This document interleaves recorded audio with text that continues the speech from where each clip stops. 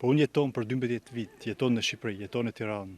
Mes mikpritjes përmetare, takojmë një zviceran që nuk u kthye më në vendin e tij. Tobi Gëseller erdhi si turist, por dashuria për Shqipërinë e bëri të marrë këtë vendim. Sot, ai është një nga ata të huaj që përveç se quan vendin ton shtëpi, ndihmon të huajt që të zbulojnë thesaret natyrore dhe kulturore të vendit ton. Po, është eksperiencë shumë bukur, është fillimi paksi dashuron me Shqipëri.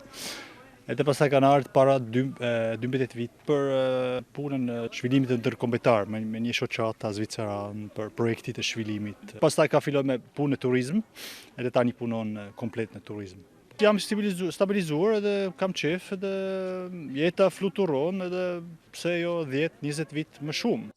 Për të, përshtatja nuk ka qenë e vështirë, pasi siç thot vet, njerëzit këtu ja kanë bërë më të lehtë qëndrimin.